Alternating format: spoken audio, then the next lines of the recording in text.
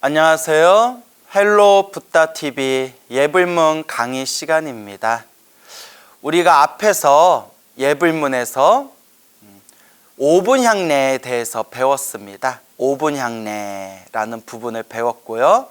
이제 본격적으로 지심규명례부터 시작되는 부처님께 7번 절을 올리는 이 칠정례 부분에 대해서 공부하도록 하겠습니다. 우리가 예불문을 칠정례라고도 부르는데 왜 칠정례냐? 지심규명례라는 부분 나오죠? 지심규명례 이게 7번이 나옵니다. 그래서 지심규명례 하면서 부처님께 큰 절을 올리지 않습니까? 그래서 칠정례 7번 정수리가 땅바닥에 닿을 정도로 이제 예배한다 해서 칠정례라고 부르게 됩니다. 그래서 우리가 예불문을 할 때 새벽 예불 때는 다개, 차를 올리는 개송, 다개로 시작을 하고, 저녁 예불 때 예불문 올릴 때는 이제 5분 향례, 그래서 5분 향례를 올리는 것으로 시작을 한다. 그리고 새벽 예불 때 다개를 하고, 저녁 예불 때 5분 향례를 하고, 그리고 다개와 5분 향례를 마치고 난 뒤에 지심규명례라는 부분으로 자연스럽게 의식과 의례가 진행되게 됩니다. 앞에서 다 배우신 거니까 이제 여러분들이 복습 삼아서 자꾸 이 강의를 듣고 들으면서 머릿속에 잘 되새기길 바랍니다. 자, 이제 예불문 지심규명례 삼계도사 사생자부 시아본사 서가모니불이라고 나오죠. 지심규명례 지심 지극한 마음으로, 지극한 마음이란 뜻이죠. 지심, 지극한 마음, 정성스러운 마음, 간절한 마음으로 규명이라는 것이 이제 크게 두 가지 뜻으로 해석을 합니다. 규명의 원래 뜻은 귀의하고 같은 뜻이다라고 이제 사전적 정의로 내리고 있습니다. 귀라고 들어보셨죠? 삼귀할 때 귀, 돌아갈 귀, 의지할 의, 귀, 당신께 돌아가 의지합니다 라는 뜻이죠. 그래서 우리가 삼귀의 하면 불, 법, 승, 부처님, 가르침, 그리고 스님들 혹은 이제 깨달음을 얻으신 거룩한 스승님들께 이제 돌아가 의지하겠습니다. 불법승 삼보에 귀의하겠습니다. 돌아가 의지하겠습니다. 그래서 귀의라는 단어가 있습니다. 이 귀하고 같은 표현이 바로 규명이다. 규명, 돌아갈 귀, 목숨명. 그래서 규명, 귀의하고 같은 뜻이다. 이렇게 이제 첫 번째로 해석할 수 있고요. 두 번째 해석 방법은 규명이라는 단어를 조금 더 극적인 의미를 부여해서 그 뜻을 확장해 가지고 돌아갈 귀, 목숨명이지 않습니까? 그래서 이 규명을 목숨 바쳐서라고 이제 번역하는 경우도 있습니다. 그래서 옛 큰 스님들 중에서는 이 규명이라는 단어를 목숨 바쳐서라고 번역하신 분들도 계십니다. 그래서 그냥 불교 사전적 정의는 규명의 뜻이 귀의, 삼귀할 때 귀하고 규명하고 이제 같은 뜻이다라고 돼 있고요. 또 두 번째, 이 규명이라는 단어, 이 용어를 극적인 의미를 부여해서 확장해 가지고 규명을 목숨 바쳐서 이제 돌아갈 귀, 목숨명 이걸 확장해서 목숨 바쳐서라고 번역하기도 합니다. 그래서 지심, 규명, 레는 예배하다, 절을 올리다 라는 뜻입니다. 예배하다, 절을 올리다. 그래서 지심, 규명례 그대로 해석을 해보자면 지극한 마음으로 규명, 목숨 바쳐 예배합니다. 절하옵니다. 지극한 마음으로 목숨 바쳐 절하옵니다. 이렇게도 해석이 되고, 지극한 마음으로 귀의하여 돌아가 의지해서 당신께 돌아가 의지해서 예배합니다. 절하옵니다. 라는 뜻이 되겠습니다. 지심 귀명례. 우리 불자님들의 평상시에 기도를 많이 합니다. 그렇죠? 그래서 이제 연불 수행을 하시는 분들도 있고, 혹은 이제 독경이나 사경을 하시는 분들도 있고, 또 혹은 뭐 신묘장구 다란이라든가 광명진언이라든가 능엄주라든가 이렇게 주문, 주력 수행을 하시는 분도 있고, 또 부처님께 한 배 한 배 간절하게 절을 올리는 오체투지, 절 수행법을 하시는 분들도 계십니다. 그래서 우리 불교에는 이제 수많은 이제 수행법, 또 수많은 기도법들이 있는데, 크게 우리가 4대 기도법이라고 한다면 연불, 그다음에 경전, 경전을 독송하거나 사경하는 경전, 그리고 주문, 주력 수행, 우리 다란이라든가 이렇게 진언, 만트라를 외우는 주력 수행, 그 다음에 부처님께 절을 올리는 오체투지 수행. 그래서 연불, 경전, 주력, 그 다음에 절, 오체투지, 이래서 4대 수행법이 있습니다. 그래서 흔히 불자님들이 이제 그런 질문들을 많이 합니다. 스님, 어떤 기도를 해야 더 효과가 좋을까요? 어떤 기도가 더 좋은 기도인가요?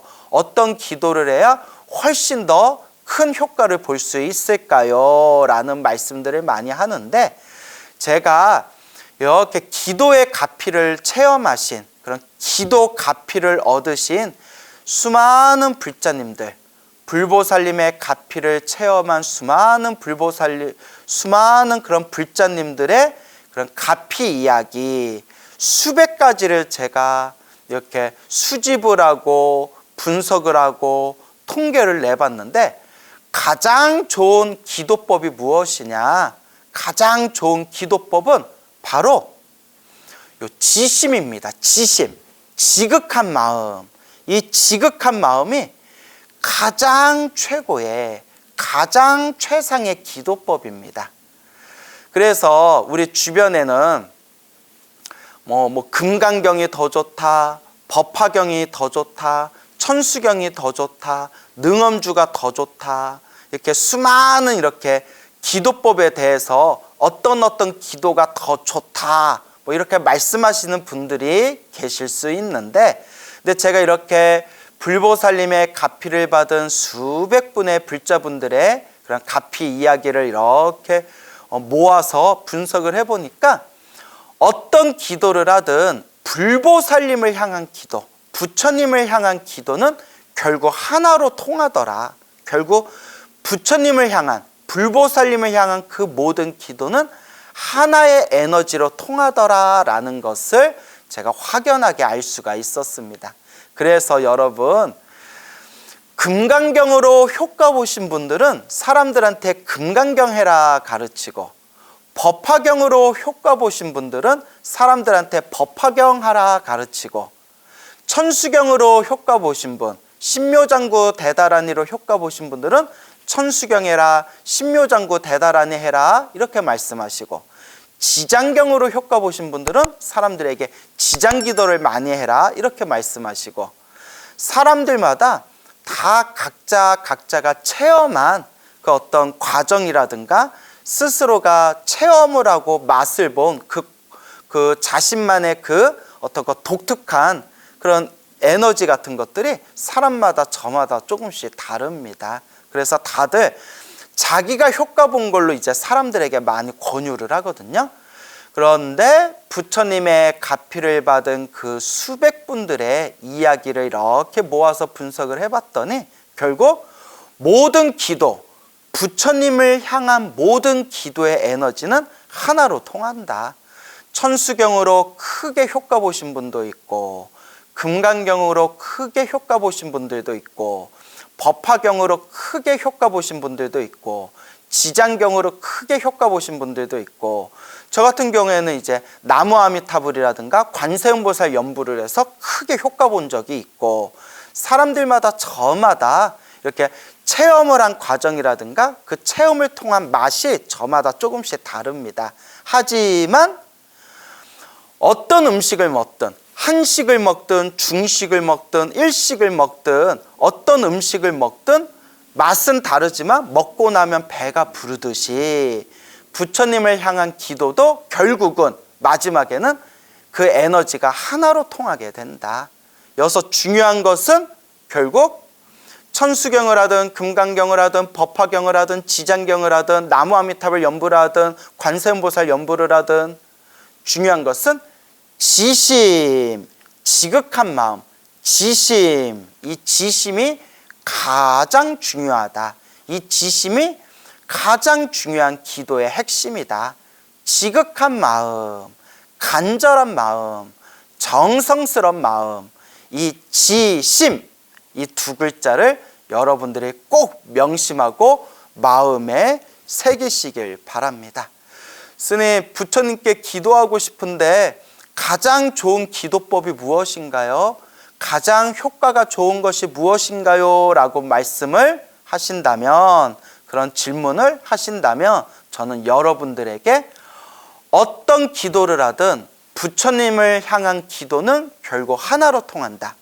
그 안에 가장 중요한 핵심은 지심, 지극한 마음, 간절한 마음, 정성스러운 마음, 그것이 가장 중요한 기도의 핵심이다 라고 그렇게 여러분들에게 강조하면서 말씀드리고 싶습니다. 그래서 지심 규명래, 지극한 마음으로 규명, 귀하여 돌아가 의지하여 래, 예배합니다, 절합니다, 이렇게도 해석이 되고 지심 규명래, 지극한 마음으로 규명, 목숨 바쳐 예배합니다, 절하옵니다, 지심 규명래, 이렇게 여러분들이 해석하면 되겠습니다. 부처님의 그 소중한 가르침, 부처님의 그 수많은 가르침 중에서 한마디 한마디, 한 말씀 한 말씀이 그야말로 금과 같고 옥과 같지만 그렇게 소중한 부처님 말씀 중에서 또 특별히 제가 더욱 좋아하는 부처님 말씀이 사람으로 태어나기 어렵고 부처님 법을 만나기 어렵구나 라는 구절을 또 특별히 좋아합니다. 우리가 시작 없는 옛적부터 몸과 말과 생각으로 수많은 업을 짓고 저 시작 없는 옛적부터 지금에 이르기까지 내가 지은 업보 따라서 지옥, 악귀, 축생, 아슈라, 인간, 천상 6가지 세계를 돌고 돌며 육도윤회를 하였는데 우리가 이번 생에 다시 사람으로 태어날 수 있다는 것, 그것은 참으로 이 부처님의 눈으로 바라봤을 때 이 세상에 사람으로 다시 태어날 수 있는 것 자체가 엄청나게 희유한 일이다. 희유, 참으로 드물고 어렵고 기적 같은 일이다. 그리고 이 세상에 사람으로 태어나서 사람으로 살아가고 있는 그런 사람들이 참으로 많지만 이 수많은 사람들 중에서도 부처님 가르침에 믿음을 일으키고 부처님의 법을 배우고 부처님의 가르침을 닦을 수 있는 사람이 과연 몇이나 되겠는가? 얼마나 되겠는가? 그래서 사람으로 태어나기도 어렵지만 사람으로 태어나서 부처님 법을 만나기는 더더욱 어렵도다. 이렇게 우리 부처님께서 이번 생에 사람으로 태어나 부처님의 법을 만난 이 희유한 일, 어렵고 기적 같은 이 희유한 일에 대해서 우리 중생들에게 이제 누누이 우리 중생들에게 말씀하셨습니다. 그래서 실제로 불교 공부를 하다 보면 부처님의 말씀을 공부하고 부처님의 경전을 공부하다 보면 정말 이 마음속에서 잠잠한 그런 감동, 그런 감격이 벅차오를 때가 있습니다. 아, 내가 과거 전생에 무슨 복을 많이 지었길래, 내가 과거 전생에 그 어떤 착한 그런 선업을 지었길래 내가 이번 생에 이렇게 소중한 부처님의 법을 만날 수 있었을까? 이렇게 소중하고 훌륭한 부처님 가르침을 만날 수 있었을까? 이런 감동과 감격이 이 밑바탕에서, 내 내면에서 막 벅차오를 때가 있습니다. 그래서 이제 이런 얘기하면 조금 부끄러운 얘기지만, 경전을 보다 보면 갑자기 막 희열과 그런 기쁨과 감동을 느끼고, 너무 부처님이, 정말 부처님이 고마워서 막 이렇게 눈가에 눈물이 날 때도 있었습니다. 여러분들도 다 그런 경험 있으시죠? 예. 그래서 부처님이 너무나 고맙고 감사하고, 부처님의 가르침이 너무나 훌륭하고 뛰어나고, 그리고 이 부처님에 대한 그 은혜가 정말 마음에 사무칠 때 우리가 부처님께 절을 올리는 그 순간에 지심규명례가 안 될 수가 없어요. 그냥 자연스럽게 저절로 지심규명례가 확 올라올 때가 있습니다. 아, 부처님, 지극한 마음으로 귀명, 제 목숨 바쳐서 부처님께 절을 올립니다. 부처님 감사합니다. 부처님 감사합니다. 부처님 진심으로 정말 감사합니다. 라는 그런 내면의 그런 감동, 그런 감격이 막 이렇게 솟구칠 때가 있습니다. 물론 그렇다고 저도 부처님께 절할 때마다 항상 그런 건 아니고요. 예. 정말 이렇게 수행이 잘 되거나 아니면 뭐 그날따라 부처님 말씀에서 어떤 큰 그런 감동이나 희열을 느꼈을 때, 그럴 때 나도 모르게 정말 내면에서 지심규명례, 지극한 마음으로 귀명, 귀의하여 혹은 목숨 바쳐 부처님, 제가 부처님께 예배합니다, 부처님 감사합니다 라는 마음이 사무치게 그렇게 복받쳐 오를 때가 있습니다. 바로 그게 지심규명례가 되는 거겠죠. 그래서 지심규명례, 우리가 지극한 마음으로 목숨 바쳐 절하옵니다. 우리가 수행을 한다고 하지 않습니까? 우리가 부처님의 가르침을 닦고 부처님의 법을 수행할 때, 부처님 법을 수행할 때 꼭 명심해야 될 게 있습니다. 우리가 부처님의 법을 수행할 때 수행이 술술 잘 될 때도 있고, 수행에 자꾸 장애가 생기고 자꾸 막히는 일들이 생기고 자꾸 혼란한 일들이 생겨서 이렇게 수행을 장애할 때가 있죠.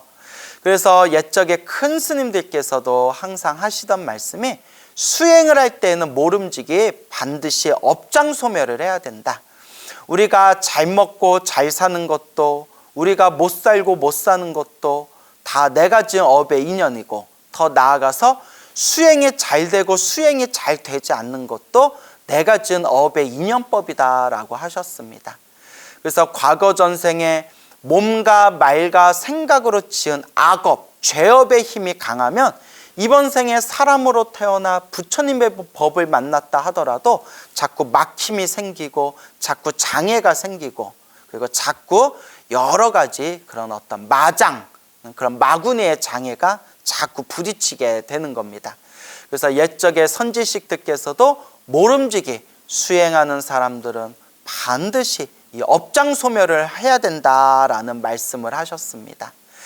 그래서 저 티베트 불교 같은 경우에도 티베트 불교에서는 본격적인 수행에 들어가기 전에 4가지 기초 수행을 닦는다고 합니다. 이 4가지 기초 수행을 이제 사가행이라고 해가지고, 사가행, 4가지의 그런 어떤 행법을 닦게 됐는데, 이 4가지 기초 수행의 첫 번째가 오체투지, 절 10만 배를 하는 거랍니다. 10만 배. 3,000배도 아니고 1만 배도 아니고 10만 배를 채워야 된답니다. 그러니까 기초 수행, 4가지 기초 수행 중에서 첫 번째 1단계가 바로 오체투지 10만 배가 되는 거죠. 와, 근데 이제 오체투지 10만 배도 10만 배 딱 끝났다고 다음 단계에 들어가는 게 아니라 스승님이 이렇게 보면서 너는 아직 멀었으니까 10만 배를 한 번 더 해라, 이런 경우도 있다고 합니다. 어쨌거나 이렇게 부처님께 절을 많이 하는 것은 내가 몸과 말과 생각으로 지었던 내 업장을 소멸하는 데 있어서 아주 그런 탁월하고 아주 그런 훌륭한 방법이 될 수 있다. 그래서 우리 과거에 현대 불교사의 큰 스님으로 존경받는 성철 스님, 해인사 백년함의 성철 스님이라는 큰 스님이 계셨는데, 이 성철 스님께서는 오직 참선해라, 참선해라, 오로지 화두 참선, 오로지 이 화두를 참선해라, 화두를 참고해라, 참선해라, 참선해라 하셨던 분이지만, 오직 참선해라 라고 말씀하시면서 이제 제자들이나 불자들에게 새벽마다 능엄주를 외우고 저녁마다 108배 108참회 예불참회문을 올려라, 이제 이런 말씀을 항상 그 귀가 따갑도록 강조를 하셨습니다. 그러니까 당신께서도 아신 거죠. 당신께서도 지금 우리 중생들이 번뇌와 망상이 가득하고 업장이 두꺼워서 오로지 참선이나 명상만 하기에는 우리들의 힘이 부족하다. 그렇기 때문에 성철 스님께서도 옛 선지식, 옛 큰 스님들의 그런 전례를 따라서 능엄주 주문 수행과 그리고 부처님께 절을 올리는 예불대 참회문, 이것을 참선하는 불자들에게 반드시 함께 병행해서 닦도록 그렇게 자주 강조해서 말씀을 했다고 합니다. 그래서 우리 한국 불교에서 그 3000배가 크게 유행한 적이 있었지 않습니까? 그래서 흔히 3000배 한번 하지 않으면 진짜 불자라고 부를 수가 없다, 이런 이제 우스갯소리가 있을 정도로 3000배 수행이 크게 부흥했던 적이 있었는데, 이 3000배를 사람들에게 널리 강조하고 사람들에게 널리 전파하신 분도 바로 성철 스님이십니다. 그래서 실제로 그 어른 스님들 말씀을 들어보면 성철 스님이 이전에는 이렇게 절을 많이 안 했답니다. 이렇게 절을 많이 하지 않았는데 성철 스님 이후로 해서 한국 불교의 3000배 문화, 부처님께 절을 많이 하는 이런 오체투지 수행에 대한 문화가 완전히 뿌리내리게 되었다라고 그런 말씀들을 하시더라고요. 그래서 지심규명래, 지극한 마음으로 목숨 바쳐 절하옵니다. 이와 같이 우리가 부처님을 생각하면서 부처님과 부처님의 가르침과 거룩한 그런 스님들께 불법승 삼보에 귀의하는 마음으로 절을 하고 지극한 마음으로 절을 올린다면 내가 과거 전생에 알게 모르게 지었던 몸과 말과 생각으로 지은 이 업장들이 점점 소멸하게 될 것이고, 우리의 몸과 마음에 그런 부처님의 환한 그런 밝고 깨끗한 그런 청정한 공덕이 쌓이게 될 것이다 라는 것을 여러분들이 되새기시길 바랍니다. 자, 그래서 지심규명에 지극한 마음으로 규명에는 두 가지 뜻이 있다고 했죠. 귀의하다라는 뜻도 있고, 돌아가 의지하다라는 뜻도 있고, 규명 목숨 바쳐라는 뜻도 있다고 했죠. 목숨 바쳐, 예배하다, 절하다, 지심규명래, 지극한 마음으로 목숨 바쳐 절하옵니다 라는 뜻이 되겠습니다. 삼계 도사, 사생자부, 시야 본사, 서가 모니불, 삼계 도사. 삼계는 한마디로 모든 우주 세계를 통틀어서 삼계라고 부릅니다. 조금 더 정확히 말하면 지옥에서 하늘 세계 꼭대기까지 이 중생들이 살아가는 중생들이 살아가는 이 존재들이 살아가는 세계를 삼계라고 합니다. 삼계. 중생들이 살아가는 모든 세계를 삼계라고 부른다. 그럼 왜 삼계냐? 석삼자, 세 가지로 구분을 합니다. 세 가지로 구분을 해서 이제 삼계라고 부릅니다. 그러면 그 중생들이 살아가는 이 모든 세계를 통틀어서, 더 정확히 말하면 윤회하는, 태어나고 죽고 태어나고 죽는 윤회하는 이 중생들이, 윤회를 하고 있는 이 중생들이 이 살아가는 모든 세계를 삼계라고 하는데, 그럼 왜 석삼자를 붙였냐? 삼계라고 했느냐? 욕계, 색계, 무색계라고 부릅니다. 욕계, 색계, 무색계. 그 중생들의 정신 수준에 맞춰서 우리 부처님께서 욕계, 색계, 무색계 이렇게 이제 나누게 됩니다. 자, 그러면 이제 지금부터 3계를 간단하게 설명드릴 텐데, 여러분들이 이렇게 처음에는 복잡하고 이해가 안 돼도 자꾸 듣고 자꾸 머릿속에 정리를 하면 자연스럽게 이해가 되실 겁니다. 잘 들어보시기 바랍니다. 3계. 자, 우리 중생들이 윤회하는 세계를 3계라고 부른다고 했는데, 우리 중생들을 윤회를 할 때 크게 6가지 세계가 있습니다. 6가지 세상. 그게 지옥, 악귀, 축생, 아슈라, 인간, 천상. 그래서 6가지 이 세상을 돌고 수레바퀴처럼 돈다 해서 육도윤회라고 부르게 되죠. 육도윤회. 그래서 이 육도윤회, 지옥에서 천상세계에 이르기까지를 크게 3가지로 구분하며 욕계, 색계, 무색계라고 부릅니다. 자, 그래서 욕계는 이제 욕망의 세계인데요. 욕망의 세계. 지옥, 악귀, 축생, 아슈라, 인간. 이 5가지는 욕계에 들어가는 겁니다. 말 그대로 욕망의 세계예요. 욕망의 세계. 그래서 지옥, 악귀, 축생, 아슈라, 인간.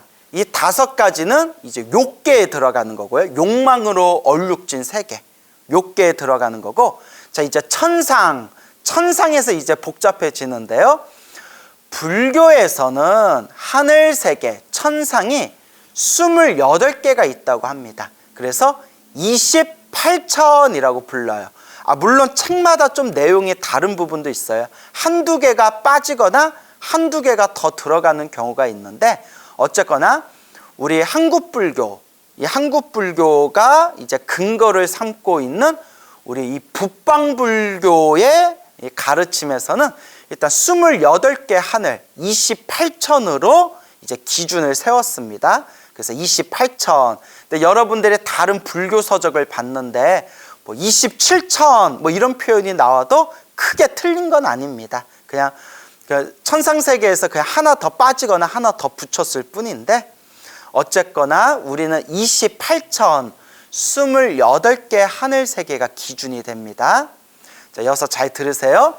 28천 중에서 다시 셋으로 나눠서 6개, 밑에서 위로 6개 하늘, 6개 하늘을 욕계라고 부릅니다. 욕계. 그러니까 지옥, 악귀, 축생, 아슈라, 인간, 이 5가지는 당연히 욕계고요.